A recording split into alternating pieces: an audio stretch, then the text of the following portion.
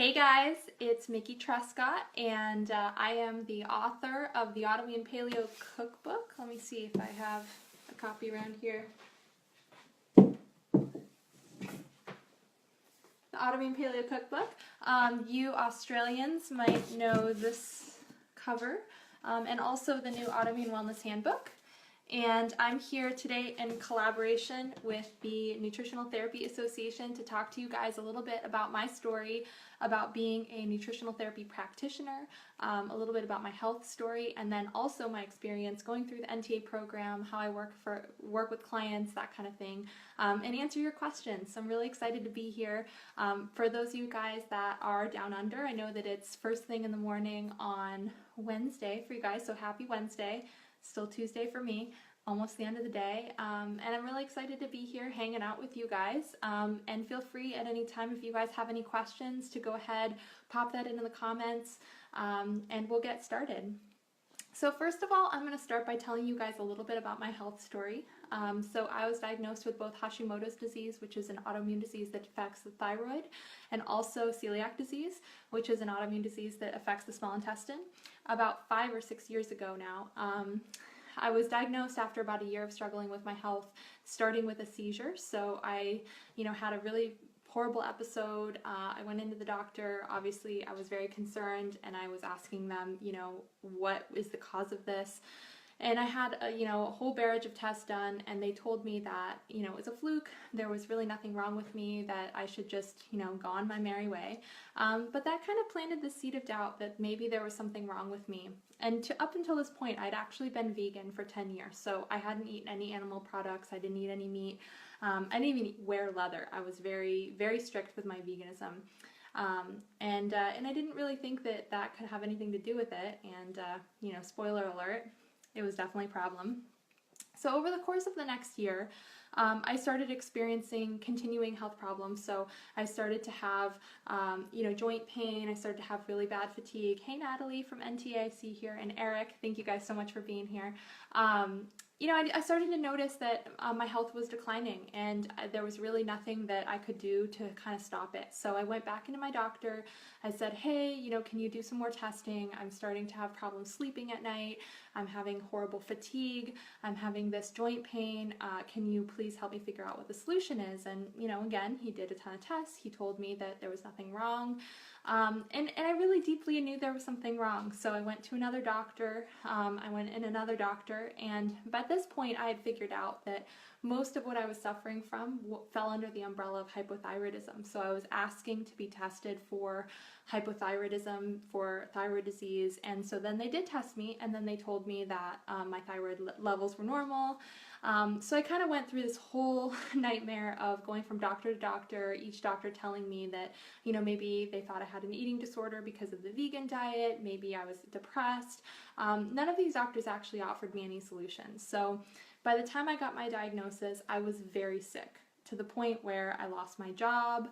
I wasn't able to work. I kept going into work, and they kept sending me home because I was too sick to be there. So when I had my health crisis, which, I'll spare you guys the whole story because it's really long. It's covered on my blog on autoimmunepaleo.com. I've written about it in both of my books. I was kind of at this bottom moment where I kind of had to figure out what I could do to help myself, because my medical team just kind of wasn't there yet.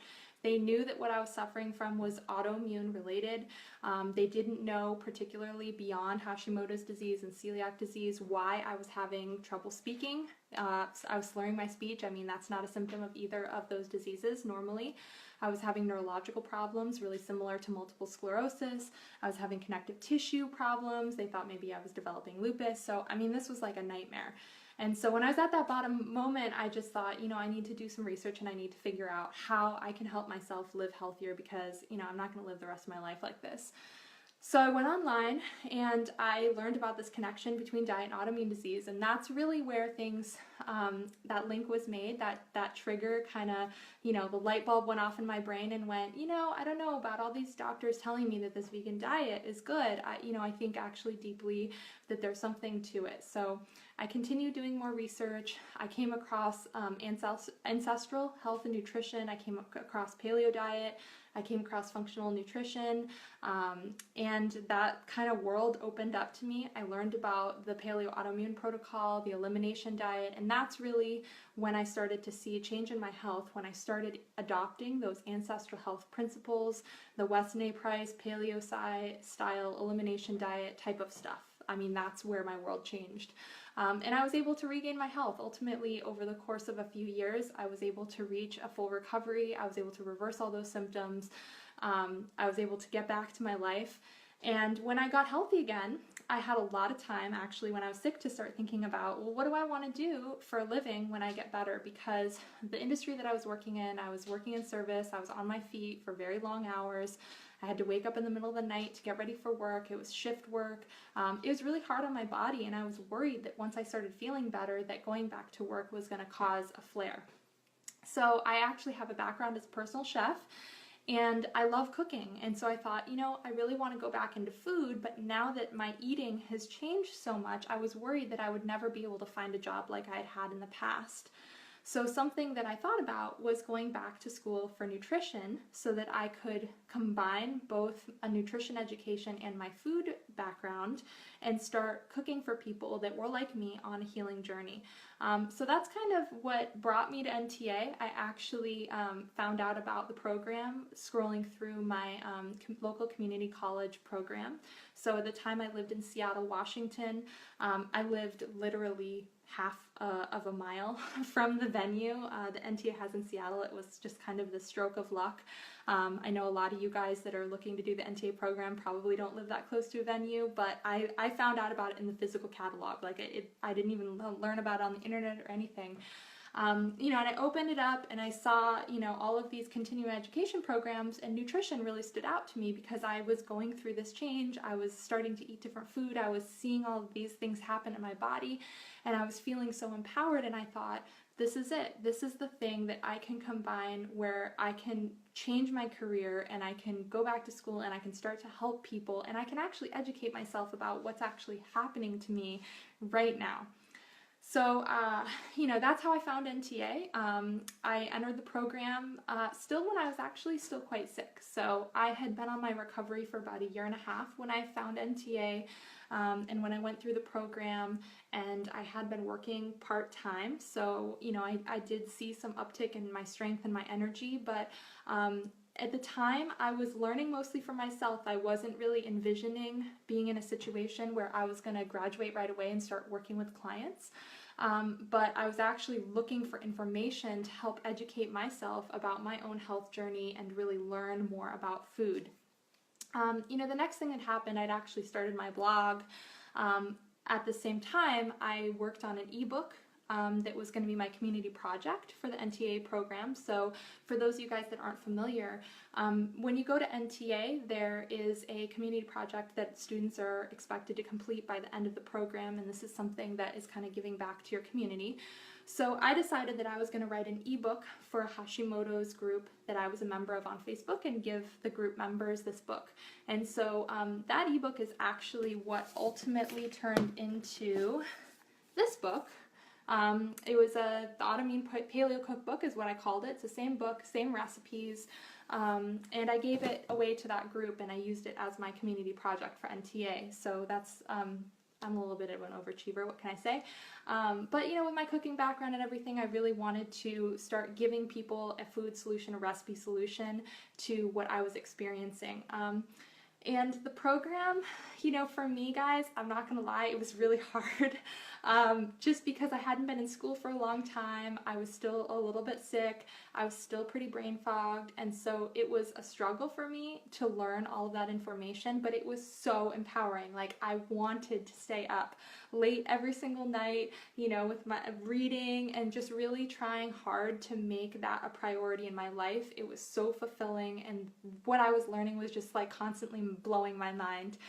My teacher was John Jennis, which, you know, I know everyone thinks their teacher is the best, but John is just like this incredible teacher. He is so available, he's so present with his students, and just going to class was like a highlight of my month. So the program that I took, we met once a month for a weekend for about 9 months. I know the programs are a little bit different now.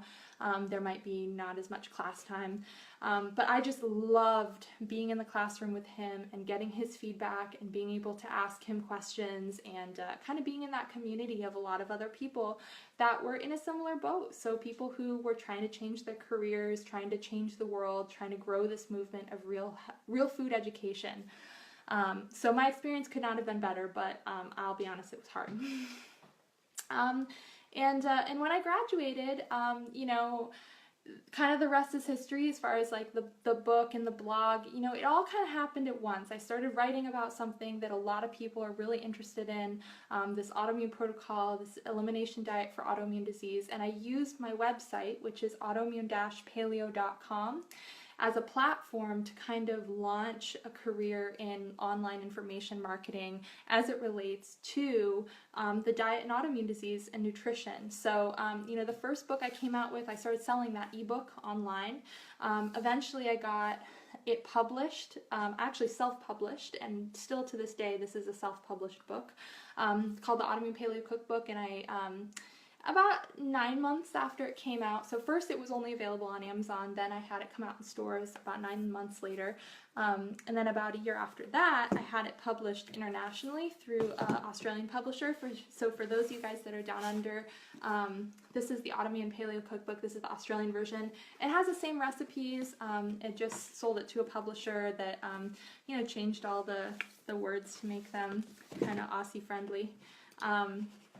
And that's kind of how that worked. And then I also practice online working with clients. I did have an in-person practice for a little while, but I just decided that I wanted to live more rurally. I moved from Seattle to Oregon, and so I live kind of not in an area where I could see clients, and so I see people online via Skype. And I work through a company called the Paleo Mom Consulting. If you guys don't know Sarah Ballantyne and the Paleo Mom, she's someone who has come up with all of the plan for the autoimmune protocol and just like has completely revolutionized the research about the connection of diet and autoimmune disease. And she has a few consultants that practice under her company. So I work for her, and I have been working for her for a couple of years. So let's see, let me get to my cheat sheet and make sure I'm answering all these questions. I know I haven't got to your questions yet, so if you guys have questions, definitely type them in. I'm definitely going to answer them at the end. I just want to make sure that I'm covering all of the bases.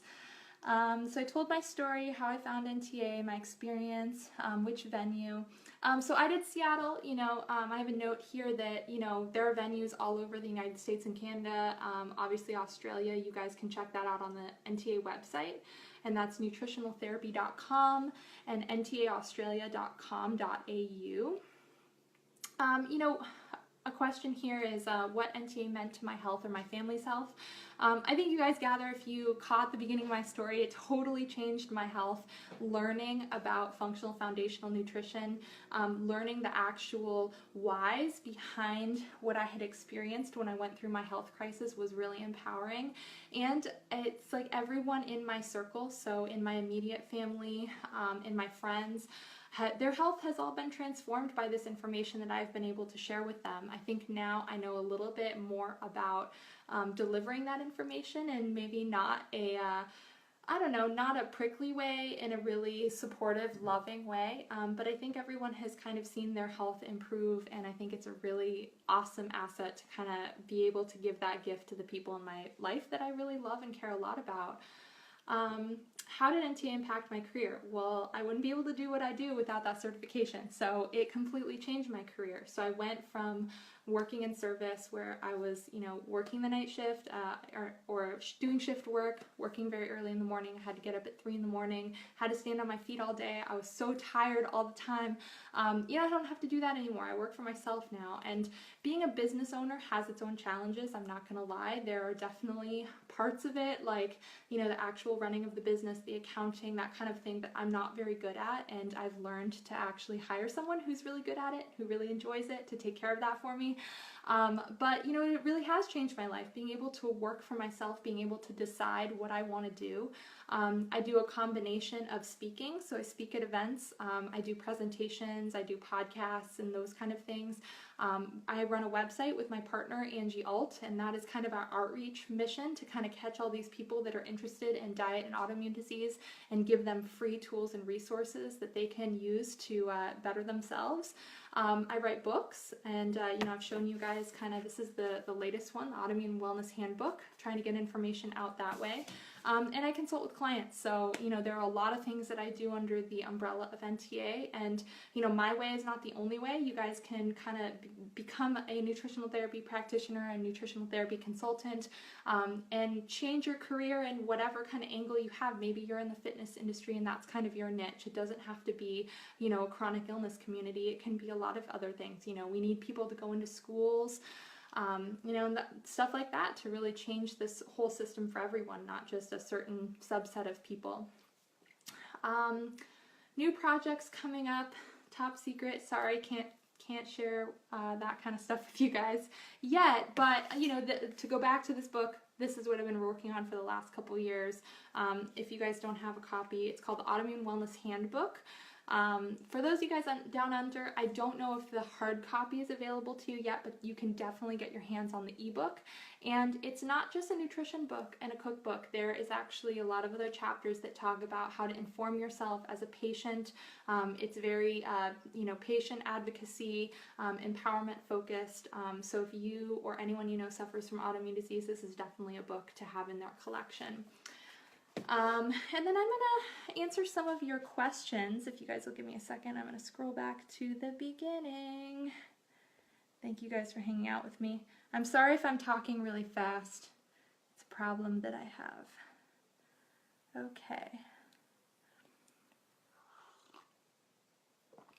Okay. Leah's asking when I'm coming back to Australia. I wish I was coming back soon, Leah. I miss it. Groups that you can join that you'd recommend. You know, if you're interested in the autoimmune protocol, this is from Jolie. If you're interested in the autoimmune protocol, I would look up the AIP Australia group. I'm not sure if that's exactly what it's called, but if you go to my website, autoimmune-paleo.com, I have a post called a community update. And it's a post where I catalog all of the autoimmune protocol groups on Facebook, and they're worldwide. So I think we even have, you know, some European groups, some Australia groups, all over the U.S., different cities. So if you guys want to connect and plug in with your local community, that's a really great way to do that. And so Jolie, I would definitely recommend the AIP Australia group. I'm just reading a comment from Carol. I'm really happy AIP helped you reduce your flares. Oh, it's just a thank you. Well, thank you, Carol, for that sweet comment. That's really kind of you to say. Okay, NTA Australia says, it feels like everyone I meet has an autoimmune disease, even if they don't know it. What are the rates of autoimmunity? That's actually a really good question. So as it applies to you guys in Australia, I'm not actually sure what the statistics are, but here in the United States, there's over 55 million Americans that have an autoimmune disease, and that rate is actually suspected to be really low. So that number was come up by the American Autoimmune and Related Diseases Association, the AARDA. And that's really high compared to 10 million people that have cancer and 5 million, or no, 10 million with heart disease and 5 million with heart, I'm getting all the statistics wrong. You can tell when I'm not actually reading and I'm trying to go from my memory. 10 million people, 10 million Americans with heart disease and 5 million with cancer. If you kind of go through that ratio, I mean, 55 million with autoimmune disease, that's ridiculously high. So there's a lot of autoimmune disease, and I think that it is an epidemic that's exploding just because we haven't really figured out yet how to, you know, get all of these toxins out of our environment. So we know that autoimmune disease is caused by three things: genetics, lifestyle and diet and lifestyle. So that includes like what we eat, and then all of the stuff we're exposed to, all of these chemicals, all these pesticides in our food. So you know, the diet and lifestyle piece that we can control before anyone gets really worried, that is something that is in our power, and I consider it my mission to kind of get out there and educate people about the things that they can do to live well despite you know, all of the stuff that we have in our environment, and then we can try to avoid it. The genetics we can't really control, but it's been said that, you know, the genes load the gun and the environment pulls the trigger. That trigger doesn't have to be pulled if we can do everything we can to avoid it. So, I see John Jennis is here, my Seattle teacher. How's it going, John? You're the best. All right, Laura says she's starting an online practice and wondering what I found has brought my clients in online practice success, and then one mistake I made or stopped doing because it didn't work. This is a really good question. So, you know, it's hard for me to talk to people who are newly graduated that don't really have an online following, just because our experience is not going to be the same. Like, I'm internet famous, and there are a lot of people out there Googling autoimmune disease and practitioners and whatever, and they land on my website and they would love to work with me. And a lot of these people, what I found is if they're not in the right frame of mind and they're not willing to do things like go on a gluten-free diet, it's probably not going to be very successful working together. So I think that actually, first of all, just, you know, how are you marketing yourself? How are you getting yourself out there? What I've done is put a lot of free resources and information out there, so people have a very high opinion of what I do, just because I'm able to spend a lot of time kind of putting that out there for the community, that I get a lot of attention. A lot of people want to work with me. But then I don't take everyone, because first of all, there's not enough hours in the day, which is great for all of you guys, because I hope you can help share my burden of you know, helping all of these people that need help. But also, you know, learning how to screen clients is something that I didn't know how to do in the beginning, how to kind of interview them and see if they're going to be a good client. Something that we do at the Paleo Mom Consulting is a 10-minute informational consult, and that's where I get to talk to a prospective client and kind of see where they're at, see what they're dealing with, see what they think they're going to be getting working with me, and then letting them know how I work and what actually they're going to be getting working with me. It's pretty easy to see when that's a really clear match. You're like, great, let's sign up, let's do it. If there's some red flags there, like for me in my niche, my red flags are usually people who are looking to me to solve medical issues. So people who really want advanced testing, who want advice on lab work, who maybe need medication in conjunction with nutritional therapy but don't want to go to a doctor. Those are red flags for me, because with those people I can't get somewhere with them. So I hope that that's a good answer for that question. But working online, it's definitely different than working in person, and you'll definitely have to kind of see how it feels for you, and maybe adjust over time. Are there Canadian NTPs, and how can I find them? This is from Shauna. Yes, there actually, I think NTA has Toronto as a venue, and I know they've in the past done classes in Vancouver. This is probably a question for NTA. Maybe you could email them and see if they can get you in touch with a Canadian group, but I definitely know that there are Canadians that are NTPs. Leah says the NTA reading list is pretty awesome. Are there any books you read that you really loved? What a great question, Leah. Let me think here, and I actually am in my office, so I'm going to see if I can find anything recently that is really good. Actually, this is a good one. Melissa Hardwig, Food Freedom Forever. You guys will notice if you start practicing, a lot of people have mental issues around food, disordered eating, and just kind of the way that they think about eliminations or a restrictive diet is really hard for a lot of folks. This book is really great for perspective on that kind of thing. That's a really good one. See if I have anything else great in here. This is my favorite thyroid book. So this is Isabella Wentz, Root Cause Hashimoto's. This is a good one.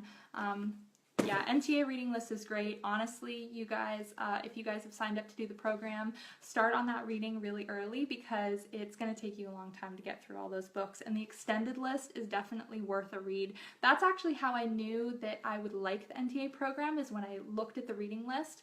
A lot of them were books that I had already read or that I was interested in reading. Things like Nourishing Traditions and Weston A. Price's books and stuff like that. So the reading list is definitely great. Lisa says, I'd like to know whether my recipes in the Autoimmune Paleo Cookbook can be used for kids, kids that might be suffering from autoimmune disease as well. She's been using the cookbook and they're great for this whole family. That's awesome. Definitely they can be used for kids. So I do not have experience in parenting. I will be totally honest. I'm not a parent. So I can't tell you for sure if your kids will eat my recipes, but I have heard from a lot of other people that their kids like them. I think if you're not weird about the food, they won't be weird about it. So a lot of times with kids, you know, you're modeling kind of the behavior, and if you really go, oh yeah, this is nourishing and healthy, and you're really excited about it, they're likely to be excited about it too. And then if they don't like something, don't really push them. Just be really excited about the things that they like. Start with that, focus on that. Okay, can I share my thoughts on the value of sleep for healing and work-life management? Those are really great topics. So, you know, sleep is the time that we have to kind of regenerate and restore our bodies. All of this great food that we're eating isn't really going to do anything if we're not spending our time under the covers, kind of getting those Z's. And that can be really hard, especially if you have an autoimmune disease, if you're running a crazy business that, you know, is kind of like never ending, like me.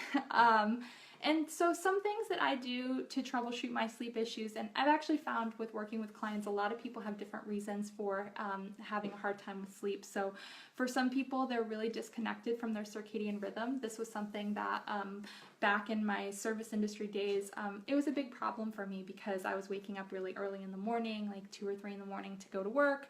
And so that circadian rhythm was really disruptive. So setting myself a bedtime that's very consistent throughout the week, so every single day. Now I'm in bed, if not like very close to getting in bed at 9 p.m. I hope to be sleeping by 10. I take a little bit of a long time to fall asleep. And then I try to sleep until 6 or 7 in the morning. I do that during the weekend, during the week. You know, it doesn't really account for very much late night partying, but you know, those days are kind of over for me. My health is really important to me, and you know, I try to do stuff maybe more during the day when I'm hanging out with friends. I'll go to town and I'll have some tea or go on a walk or go on a hike, and you know, the priorities are different. They've shifted now. Another thing for me and a lot of people with sleep is kind of getting into that bedtime routine set. So, you know, sometimes if we try to get into, you know, really finding out what makes us wind down at the end of the day. So for me, doing a meditation, that's really part of my bedtime routine.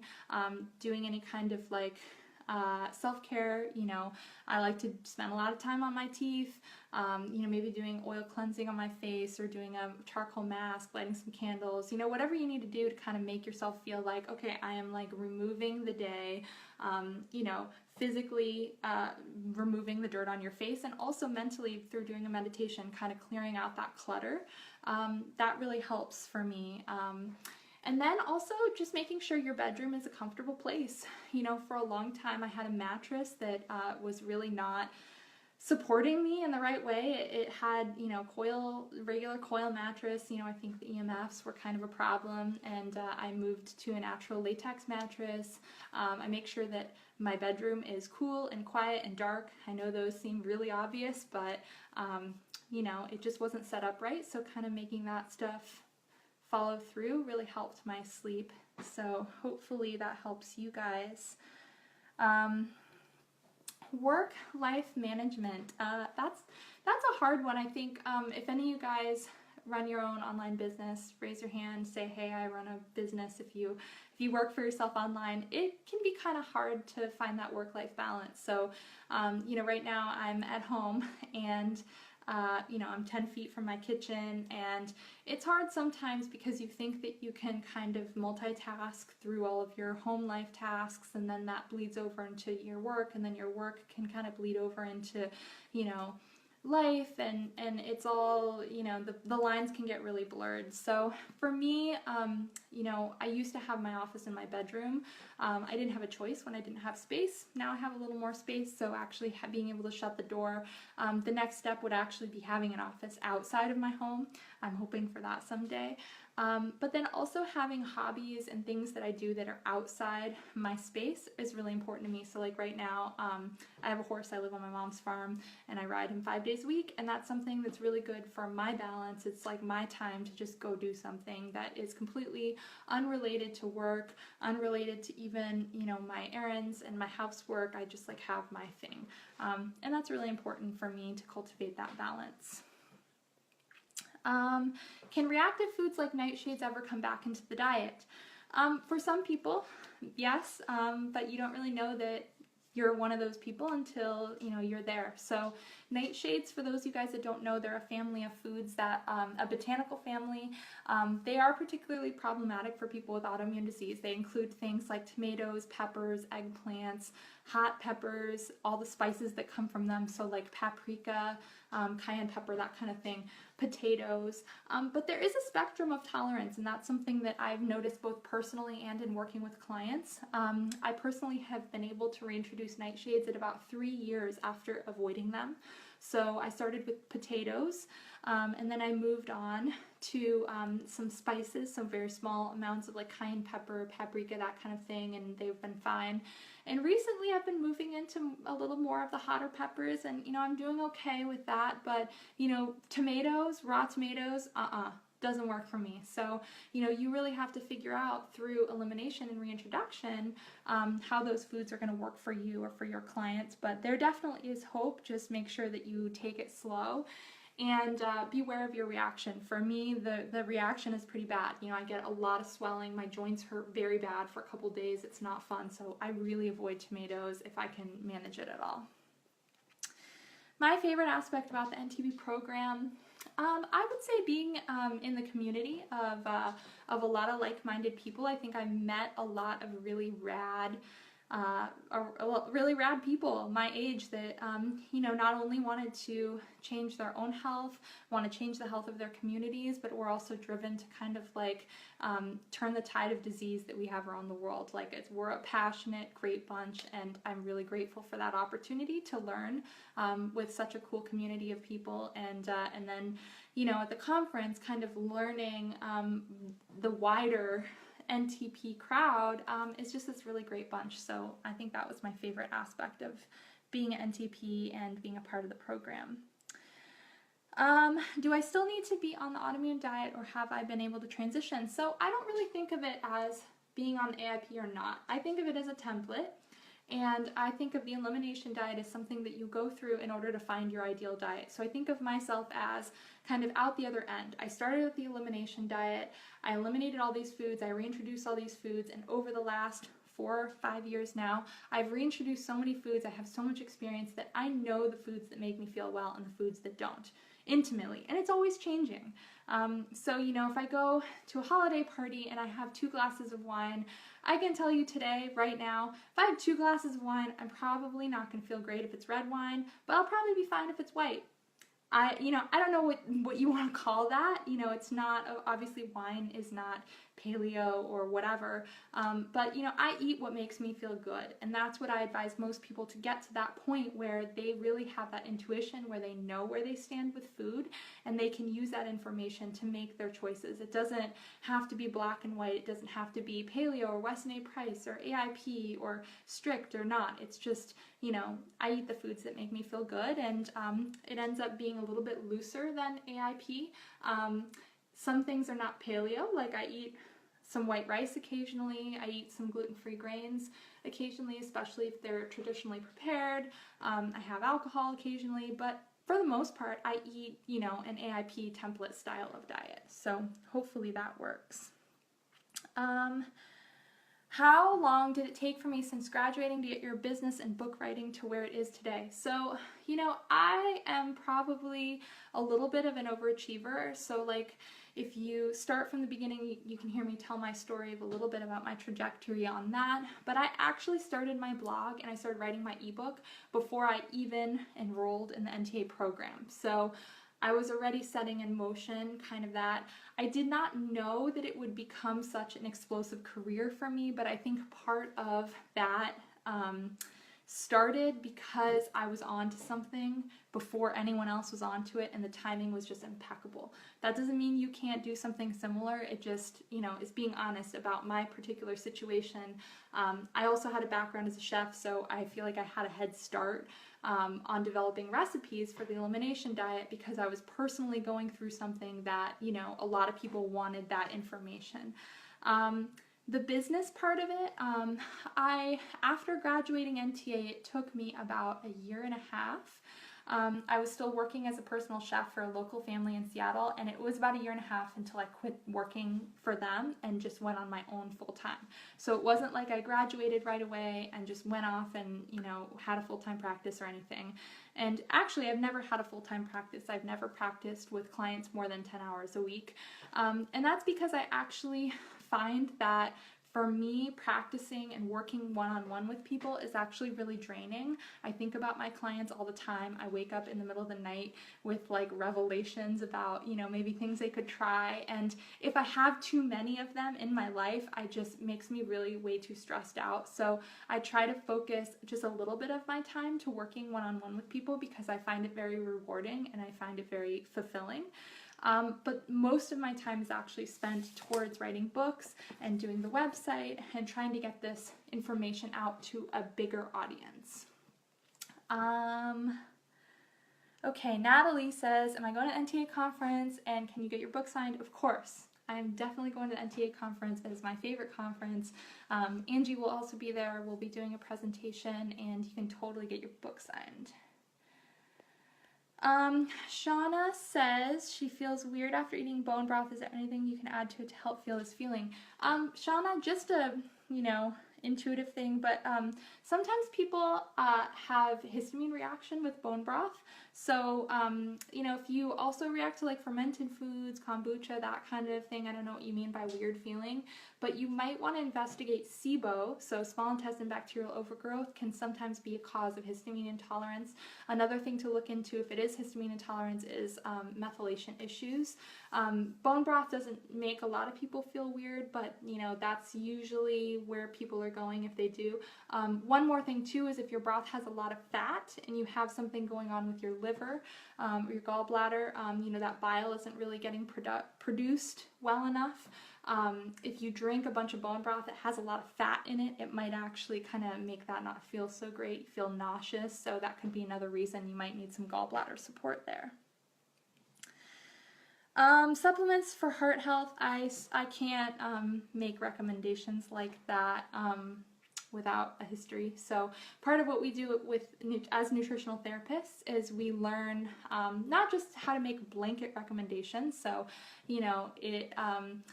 really everyone is different. Everyone is an individual. If you guys are in the NTA program or if you're going to be, you will hear about bioindividuality, and it is this concept that is so near and dear to my heart. Because it really celebrates each of us as a unique being, and food and supplements are not going to affect each and every person the same. It's just not going to work out. So, if someone with a heart problem, you can't say, oh yeah, they need this certain B vitamin. I have no way of knowing that. Taking a thorough history, part of what we do at NTA is really take this background, a ton of information, interview people, and then, if you're working with people in person, you can test them and kind of see how supplements are working with their body, with their energy. And so, I can't make a recommendation like that online, and that's kind of where it is hard to work with people online, but, you can kind of learn how to suss through that history and make recommendations for people, so. 1 second, water break. Okay. How do I tactfully approach family members who desperately need help but don't think they need nutrition advice? This is a really great question.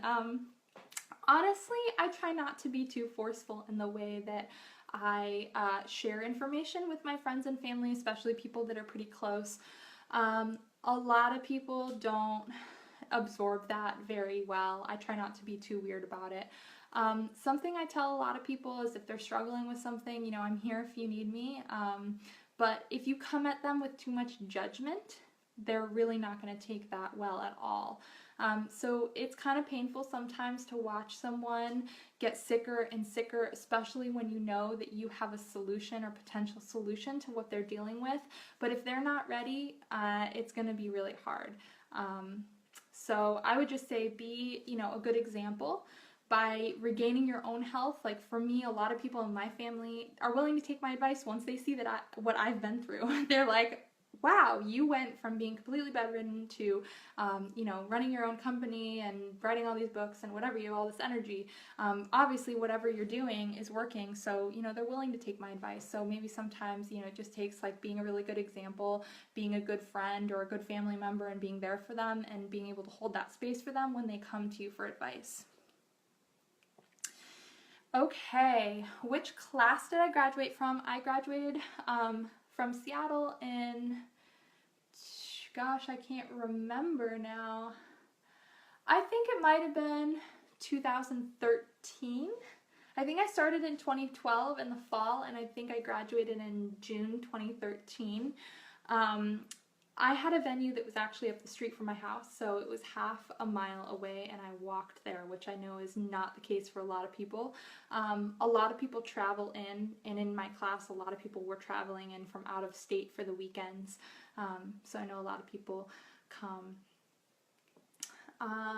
Yeah, I think I made it through the questions. If you guys have a question and I haven't addressed it yet, go ahead and type into the comments. And I would be happy to answer them, but otherwise I think that we are done, unless I have more questions. I'm going to share this with my page really fast so that maybe we can get some more peeps on here. Oh, there I am. Okay, share.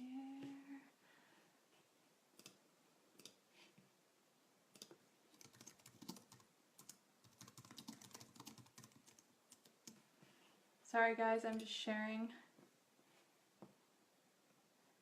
You're welcome, Shauna. Thanks for being here. All right, I think that unless we get a nice new boost of people, let's see if there's anything else I can answer. What do you mean, Natalie, from my clients? I am not sure that whole question came through, so if you want to type that in for me. Oh, it's telling me Autoimmune Paleo just shared your video. I do appreciate myself sharing my video. Okay. All right, you guys have any other questions about NTA? It's the best. And if you're going to be at the conference, I will see you there. I'm getting a heart. All right, looks like... Looks like no one's there. All right, guys. Well, thank you so much for being here. I will just remind you guys, this is my new book, the Autoimmune Wellness Handbook. If you guys are in Australia, you can most likely get the ebook, but if you're in the US, you can pick up a copy of this at wherever books are sold. If you are in Australia, this is my cookbook, the Autoimmune Paleo Cookbook. If you're in the US, this is my cookbook here. Same book, different cover. Don't get too confused about it. For those of you guys that are going to be at the conference, I will see you there. And for those of you guys about to embark on the NTA program, I'm super excited for you. Welcome to the team. I'm so excited to have more people join this wellness army. Oh, and I have one more thing too. If any of you guys have been looking at the Institute for Integrative Nutrition, my partner actually, Angie Alt, has done both NTA and IIN. If you type into Google NTA versus IIN, the first blog post that comes up was written by us together, and it's a comparison of the two programs. Spoiler alert, we think NTA is way better, but if you've been kind of on the fence on which one to choose, that can be a really great one for helping you decide. And I hope you guys have a great day in Australia, night if you're in the US, and you guys have a great afternoon or morning. Talk to you guys soon. Bye.